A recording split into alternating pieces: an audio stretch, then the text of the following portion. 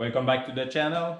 As promised, here's a project with the small case. If you don't know what is the small case, it's a case 430 in its original condition, let's say original equipment. It's quite light for its size, just under 3,000 pounds. It got new tires at the back, very old tires in the front. Needs TLC, but it's in a good running condition. I show you what I've done up to now with the case, and join me for the remaining part of the project. Stick around. Okay, first project was to take care of the electrical part. I've replaced the solenoid switch, which was maybe the culprit of a problem, but could have been something else too. New battery and battery stand, protected and well attached. And by the way, the previous owner had the front post battery. And if you see that, this is maybe 15 gallons gasoline tank, not fuel, gasoline. And if you see here, this is sparks from the battery sparking the gasoline tank. Okay, so I'm a bit more on the safety side. So this is the cover. Got brand new cables, negative, positive. Positive. There's no fuse for the positive, so there's an extra layer of protection on top of it.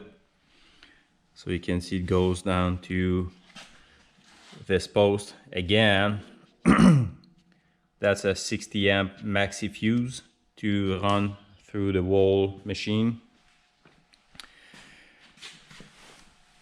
The difference between the big case and this one doesn't have any hydraulic spools to operate the loader, but rather this is a connection that goes to hydraulic output. So this is the hydraulic output, goes into a valve. So this is a 2-action valve, and there's a power beyond, which goes to the hydraulic rear 3-point lift, and it goes back to the tank.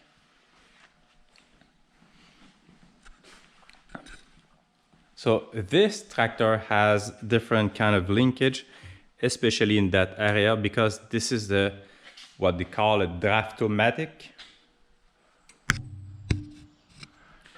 The draftomatic has a function where if the top link, let's say you're plowing, and it's going to push against this top link, and this is mounted on a pivot.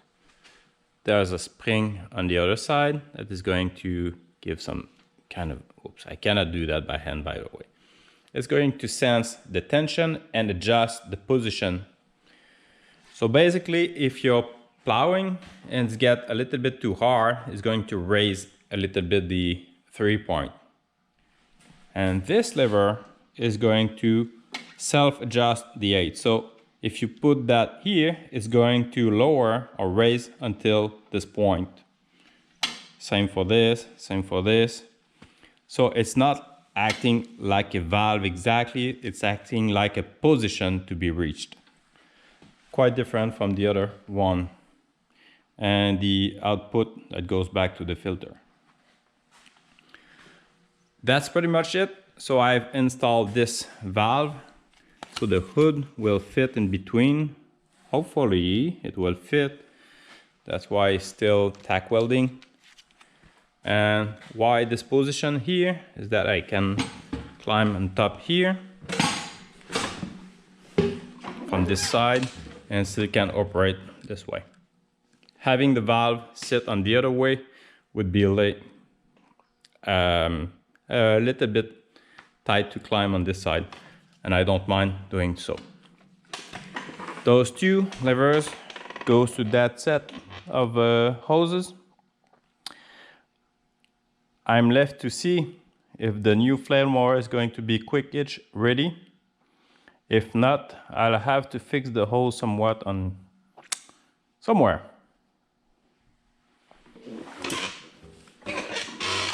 Let's see if that machine runs.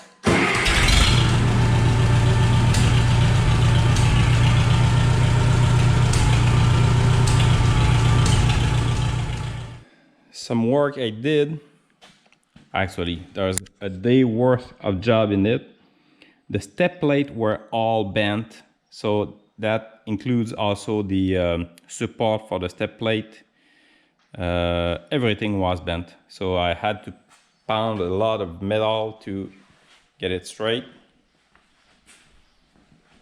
Same for the other side. So on the other side, everything was bent very badly. So that's pretty much straight now. Same for the support underneath. That goes on the frame. Same for all the tying rods. A good amount of work there just to make sure that I can step on something that is flat, that the clutch can actually operate the right way. Okay, and about the 3-point, this one is not an eagle hitch, which means that they have the flexible lower arm here and there.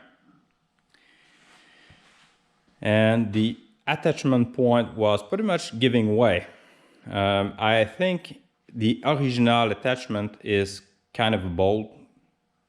Anyways, I've made that very heavy duty bracket. It doesn't seem so, but it's 5/8 metal thick here, 1/4 of an inch here. At the bottom is almost an inch and a quarter. Category 1 point, it's on the end of the pin going this way is getting inside the caster here, and that's where I can hook the lower arm.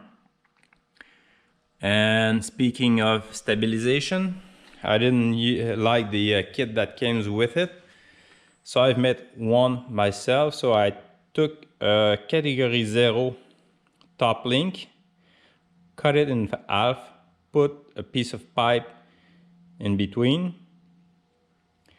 and welded the pin here.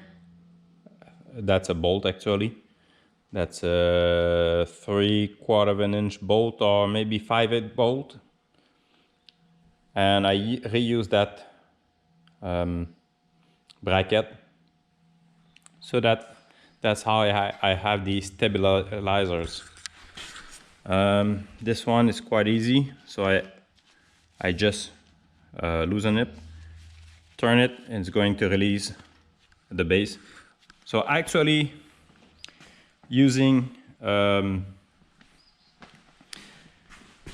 this is a Red Rock category 1 attelage rapide, as they say in French, quick hitch. Sold at Princess Auto for less than $200. So that's how I get this one already made. There's one downside to that. Seems to be for category 2 pins with the category 1 width. So I might have to put some material in it so that I can catch a category 1 pin. That's pretty much loose now. So that's what I'm talking about. Category 1 pin, 7/8. Yeah, it won't come off, but a good bit of wiggle there. Category 2 pin, same. So even though I would use a bushing on top of the category 1 pin, it's going to be still the same. So I'm going to most likely weld some material so I can fit category 1 pin fit into that. Okay, so is it worth making one or buying one already made? Dave and I spent like 2-3 days, full days, to build this. Not this one, but the other one. No, it's not worth. I'm going to modify this one so that I can take category 1 pin and they won't be so loose. Pretty much it. So what's left to do on this machine is put back the fenders, but it's missing something very important. Wraps. So that's the project of today.